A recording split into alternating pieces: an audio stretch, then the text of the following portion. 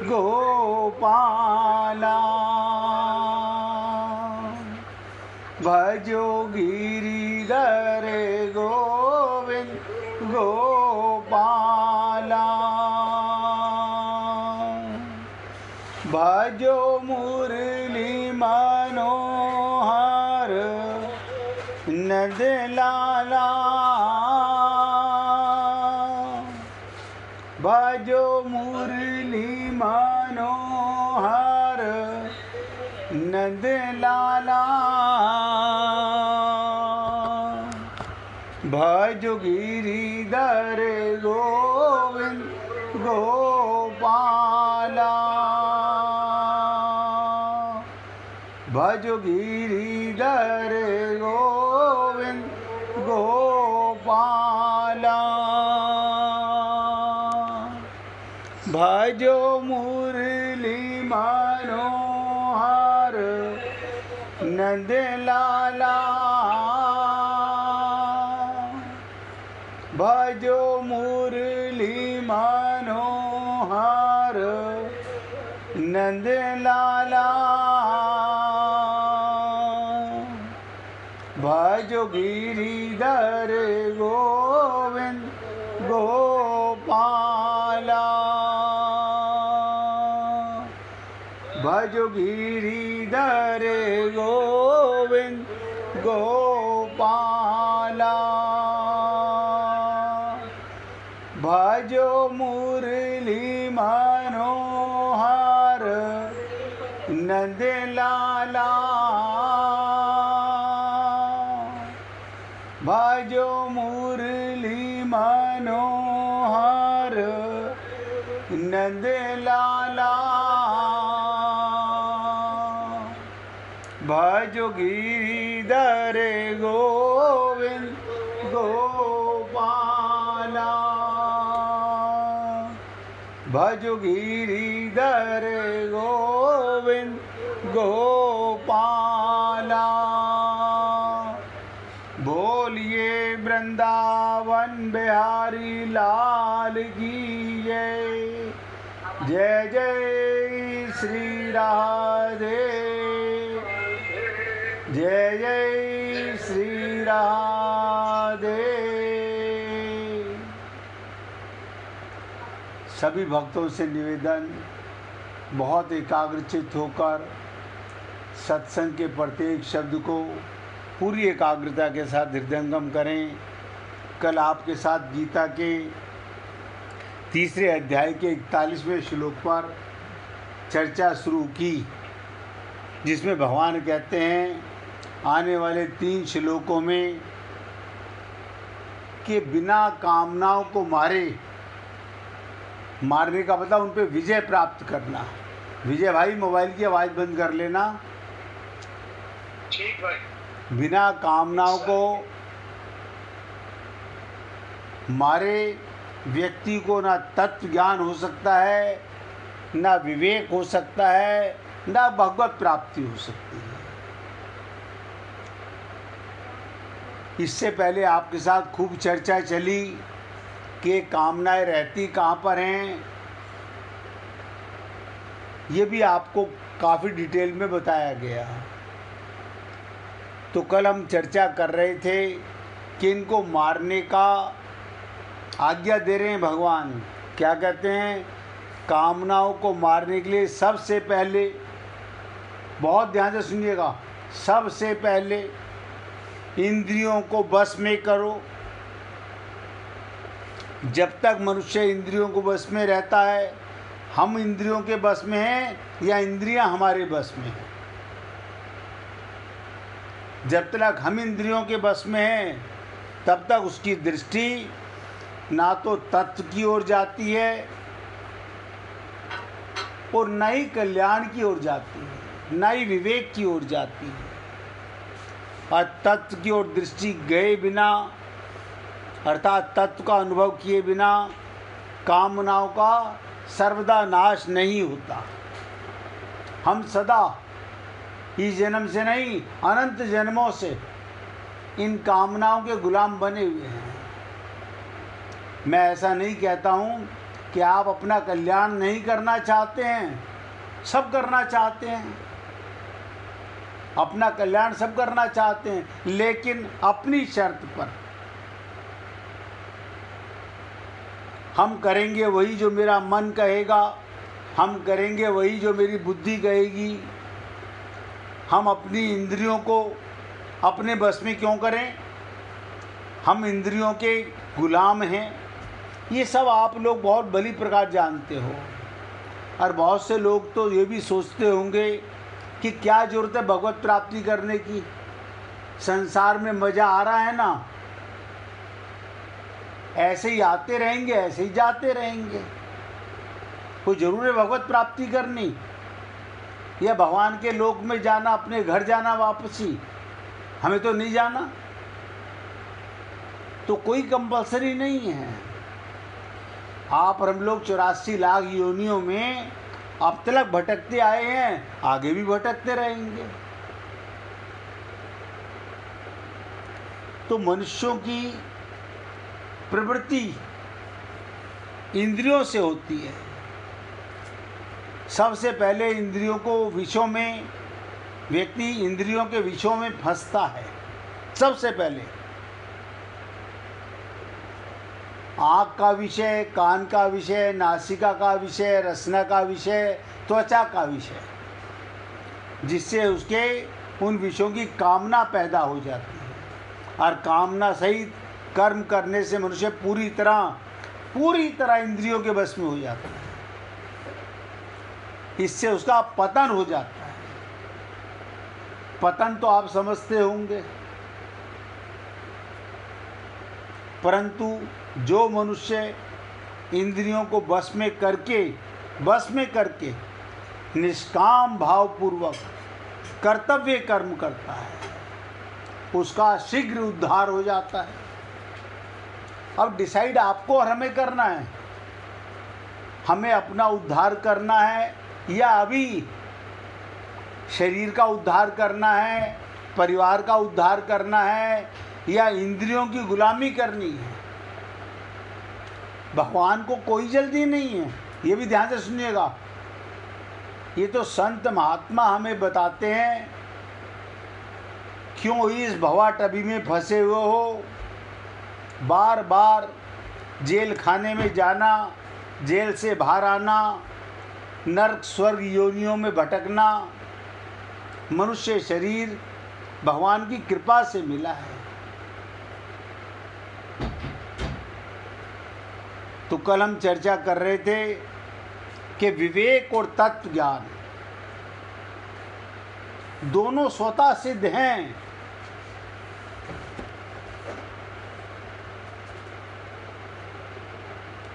तत्व ज्ञान का अनुभव सबको नहीं है, पर विवेक का अनुभव सबको है। और मनुष्य के अंदर तो विवेक बहुत ज़्यादा है। अर्जुन ने यही तो प्रश्न किया कि मनुष्य ना चाहता हुआ भी पाप क्यों करता है। अब आप सोचिएगा, आपको और हमें पता ही नहीं चल रहा हम पाप कर रहे हैं। आँख मेरी, मैं आँख का, उसके विषय का इंद्रियां गुलाम, इंद्रियों का मन गुलाम, मन बुद्धि का गुलाम, और हम अपने को शरीर मान के इन सब के गुलाम। आत्मज्ञान कहत कठिन, समझत कठिन। आत्मज्ञान, आपसे निवेदन कई बार किया गया, आत्मज्ञान बिना नर भटके, क्या मथुरा क्या काशी रे। भटक रहे हैं। ऐसे ही आजकल 4 धाम की यात्रा हो रही है। जो नहीं जा पाते उन्हें लगता होगा, जो जाते हैं कम से कम उनसे पूछ के देख लीजिए क्या लेके आए हो और क्या पाया है। बस सबका भ्रमण करने के बाद नतीजा ठन गोपाल। क्यों? ना तो तत्व ज्ञान हुआ, ना विवेक है।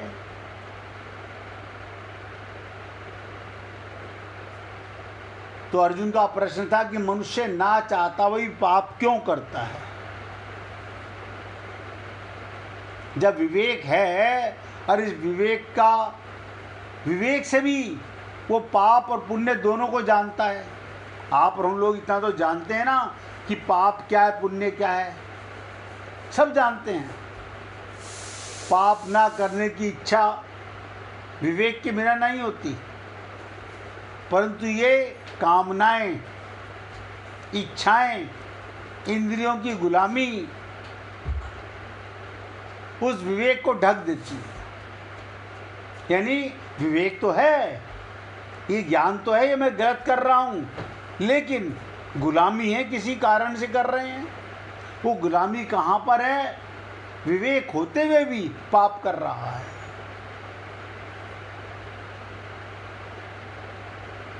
ये आप सबका पूरी तरह से अनुभव होगा कि विवेक सबके पास है और फिर भी पाप हो रहा है।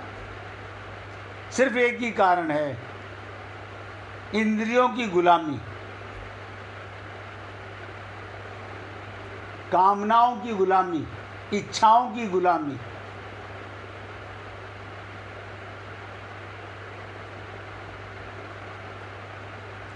विवेक जागृत होने पर मनुष्य भविष्य पर अर्थात परिणाम पर दृष्टि रख के कार्य करता है। परिणाम पर कोई भी कार्य करो, सोच लो इसका परिणाम क्या होगा।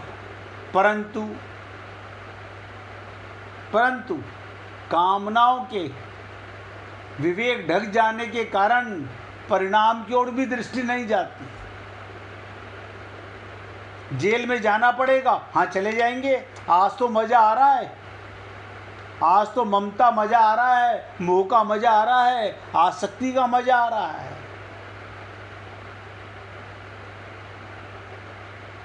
यानी चेतन आत्मा होते हुए हमारा विवेक इन माइक इंद्रियों की वजह से, माइक कामनाओं की वजह से दब जाता है। तो भगवान कहते हैं इस प्रकार जिसका अनुभव सबको है, उस विवेक को भी जब ये कामना जागृत नहीं होने देता, तब जिसका अनुभव सबको नहीं, उस तत्व ज्ञान को तो जागृत होने ही कैसे देगा? आप सोचिएगा।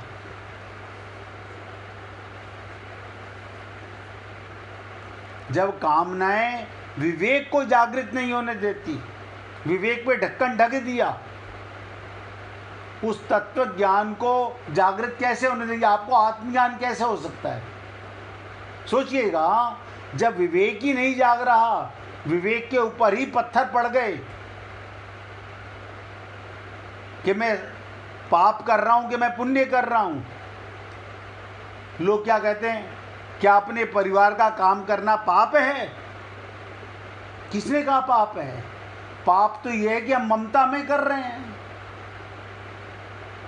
पाप तो ये कर रहे हैं, हम अपना परिवार मान रहे हैं भगवान के परिवार को। सारी सृष्टि भगवान का परिवार है, हम अपनी मन के और बुद्धि के गुलाम हैं। इसलिए कामनाओं को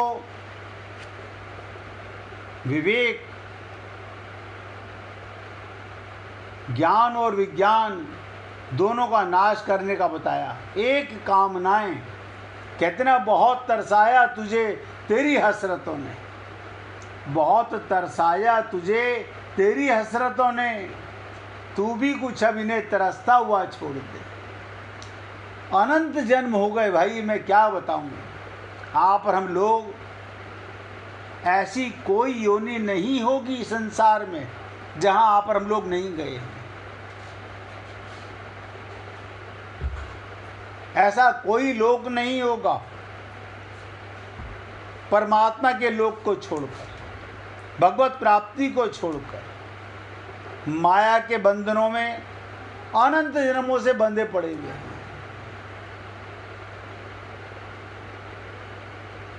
सिर्फ एक कामनाएं व्यक्ति को कहां से कहां पहुंचा देती हैं। इसे कहते हैं आत्महत्यारा, यानी अपना हनन कर रहा है। और गाते क्या है? ये चोला बड़ा अनमोल, मिलता है मुश्किल से, और उससे भी मुश्किल सतगुरु का मिलना है। हमको तो मिले दोनों, ये अवसर नहीं खोना है। और गा भी रहे हैं, लेकिन फिर कामनाओं के गुलाम, इच्छाओं के गुलाम।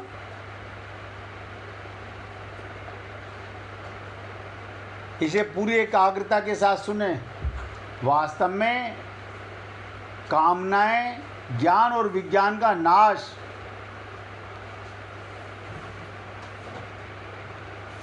नहीं कर सकती। विवेक को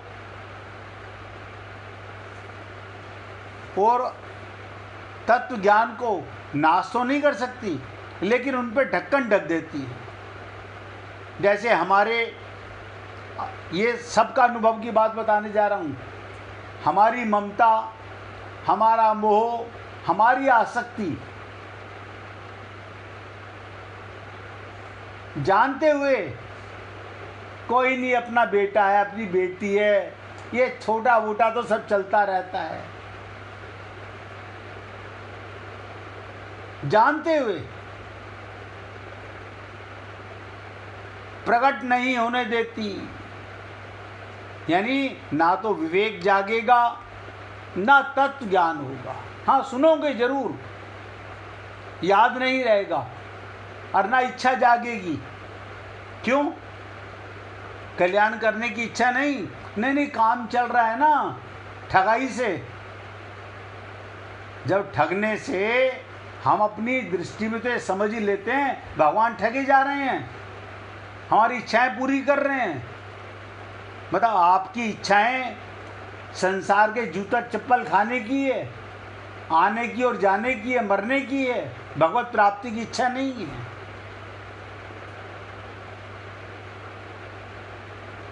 तो कहने का भगवान बताना चाहते हैं, हमारे विवेक को और तत्व ज्ञान को ढकने का मतलब है उनका नाश करना होता है। ज्ञान विज्ञान का कभी नाश तो होता ही नहीं, नाश तो वास्तव में कामनाओं का ही होता है। जिस प्रकार, उदाहरण से समझिएगा, नेत्रों के सामने बादल आने पर बादलों ने सूर्य को ढक दिया, ये तो सबका तजुर्बा है।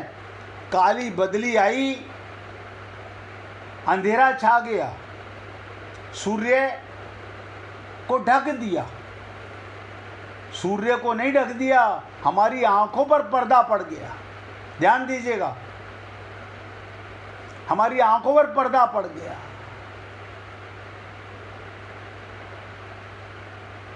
पर वास्तव में सूर्य नहीं ढका जाता, नेत्र ढके जाते हैं, हमारी आंखों पर पर्दा पड़ जाता है। ये कामनाओं के कारण हमारे विवेक पर पर्दा पड़ गया है।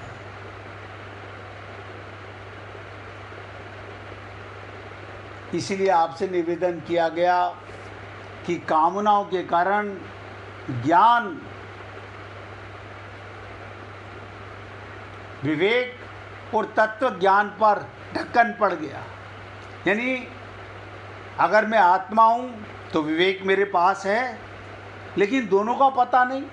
ये पता है मैं ब्राह्मण हूँ, मैं क्षत्रिय हूँ, मैं वैश्य हूँ, मैं शूद्र हूँ, मैं स्त्री हूँ, मैं पुरुष हूँ, मैं बूढ़ा हूँ, मैं जवान हूँ, मैं पैसे वाला हूँ, मैं गरीब हूँ, मैं पढ़ा लिखा हूँ, मैं अनपढ़ हूँ। यानी सारा शरीर का ज्ञान है, सारा शरीर का ज्ञान है, अपना पता नहीं है। संत महात्मा ना होते पृथ्वी पर तो ये जीव जीवन पर्यंत कभी जान ही नहीं पाता कि मैं कौन हूं, कभी नहीं जान पाता। आप देख लीजिए, हनुमान चालीसा बचपन से पढ़ रहे हैं, सुंदरकांड, रामायण, गीता, भागवत सुन रहे हैं, मंदिरों में जा रहे हैं, अगर किसी को सत्संग में, ये नहीं कह रहा कि मेरे सामने आने पर किसी भी संत के सत्संग में जाने से पहले आत्मज्ञान होगा तो बहुत बड़ी बात है, लेकिन कामनाओं के कारण ढक्कन तो पड़ा ही हुआ है, खाली शब्दों से सुन लिया। जैसे अभी भी हमारा विवेक जागा नहीं है, अब हमने संकल्प नहीं किया अभी तक, अभी भी हम भटक रहे हैं पागलों की तरह, अभी भी ये नहीं समझ रहे भगवत प्राप्ति जरूरी है या संसार का काम जरूरी है। आज भी हम लोगों का यही हाल है। बड़ी कठिन प्रेम की राह, भगवान को पाने के लिए सब कुछ छोड़ना पड़ता है। भगवान ने कहा ना, सर्वधर्माणि परित्यज्य, सारे धर्मों को छोड़ दो, माम एकम, केवल मेरी शरण में आना है। अगर मेरी प्राप्ति करना चाहते हो, भगवत प्राप्ति करना चाहते हो, आज तक तो हम नहीं कर सके। हम क्या कहते हैं, हम प्रयत्न कर रहे हैं। मैं कई बार सोचता हूँ, रेलवे स्टेशन पे जाके सामने ट्रेन खड़ी हो, हम प्रयत्न कर रहे हैं ट्रेन में चढ़ने का। पता, आज तक दिमाग में बात बैठी नहीं है। थाली सामने परोसी हुई है, हमें भूख भी है और खाने का कोशिश कर रहे हैं। परमात्मा ने मनुष्य शरीर दिया, परमात्मा की कृपा से आप और हम लोगों को संत महात्मा मिले। अभी हम विचार कर रहे हैं क्या जरूरी है और क्या जरूरी नहीं है। देखिए कितने बुद्धिमान हैं हम लोग, ना तो भगवान की माने ना गुरु की माने। इसीलिए कहते हैं हम सब अपनी बुद्धि के गुलाम हैं, कामनाओं के, इच्छाओं के गुलाम हैं। संसार की सेवा करना पाप नहीं है, परिवार की सेवा करना पाप नहीं है, शरीर की सेवा करना भी पाप नहीं है।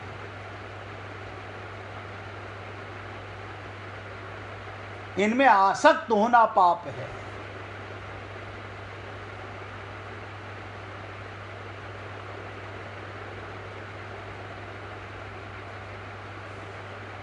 तो जैसे बादलों के आने पर सूर्य ढक जाता है, हमें लगता है कि सूर्य पर बादल आ गया, हमारी खोपड़ी में ये नहीं आता मेरी आंख के आगे बादल आ गया। बताइए कोई सोचता हो तो ये बात? सूर्य तक बादल जा ही नहीं सकता, सूर्य तक बादल की पहुंच नहीं है। हमारी आंख पर बादल ढक्कन पड़ गया।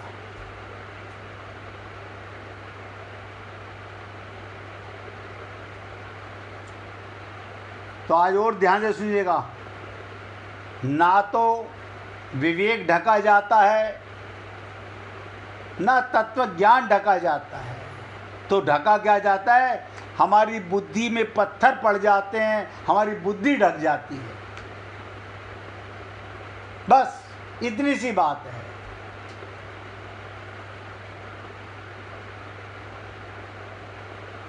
और भगवान ने तो यहां तक कहा, पाप मामम प्रजही। क्या बताइए भगवान और क्या करें? कामना ही संपूर्ण पापों की जड़ है।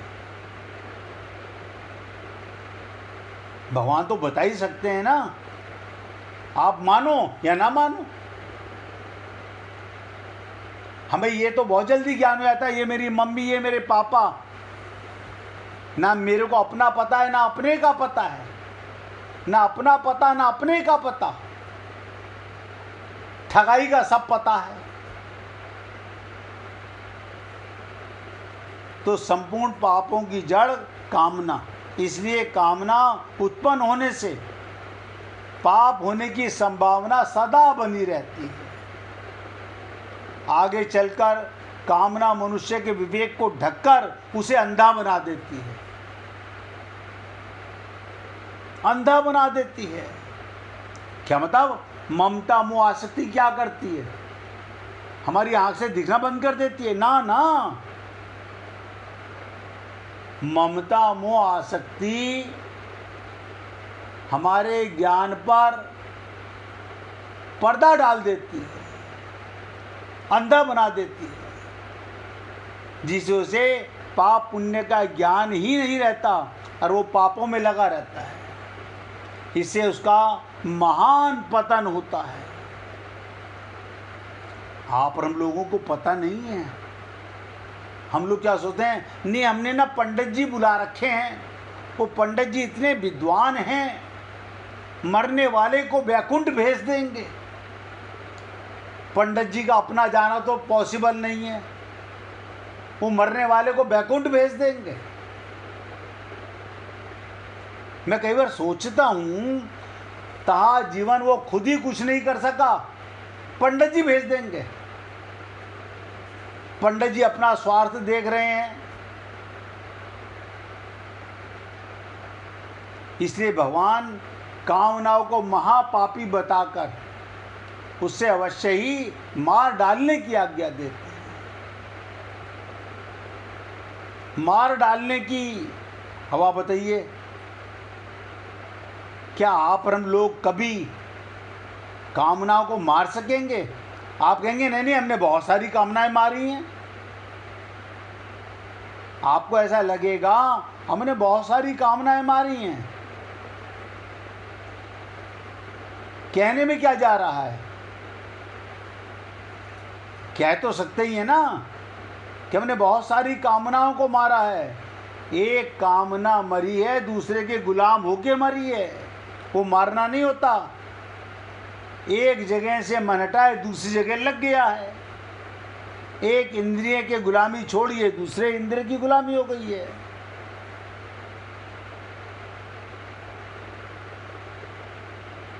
ये बातें आप उन लोग भली प्रकार जानते हैं। भगवान देखो भक्त के कैसे गुलाम हो जाते हैं। छोटी सी लीला से समझने का प्रयत्न कीजिएगा। भगवान कभी मत समझना पैसे की ठगाई में आ जाएंगे, आपकी ज्ञान की ठगाई में आ जाएंगे। वो भक्त के भाव में ठगे जाते हैं। कर्माबाई की खिचड़ी आपने सुना होगा। भगवान श्री कृष्ण की परम उपासक कर्माबाई जगन्नाथपुरी में ही रहती थी और भगवान को बचपन से ही पुत्र रूप में बसती थी। ठाकुर जी के बाल रूप से वो रोज ऐसी बातें करती जैसे ठाकुर जी उनके पुत्र हों और उनके घर में ही वास करते हैं। देखो आपके घर में रहता है भगवान, आपके चित्त में रहता है, आपको पता नहीं। एक दिन कर्माबाई की इच्छा हुई ठाकुर जी को फल मेवे की जगह अपने हाथ से कुछ बनाकर खिलाऊंगी। उन्होंने जगन्नाथ प्रभु को अपनी इच्छा बतलाई। भगवान तो भक्तों के सर्वदा पूरा करते हैं इच्छाओं को। प्रभु जी बोले, माँ जो भी बनाया है बस खिला दो, बहुत भूख लगी है। कर्माबाई ने खिचड़ी बनाई थी, ठाकुर जी को खिचड़ी खाने को दी। प्रभु बड़े चाव से खिचड़ी खाने लगे और कर्माबाई ने ये सोचकर भगवान को पंखा डाल झलने लगी, कहीं गरम खिचड़ी से मेरे लाला का मुख ना जल जाए। और आप लोग ताज्जुब करेंगे, पंखा भी कौन सा झलने लगी, हाथ का पंखा नहीं, अपना पेटीकोट अपना घघरा उठा करके। हाय राम, वो इतनी बदतमीजी से शर्म नहीं आई। जहां प्रेम होता है वहां शर्म नहीं होती।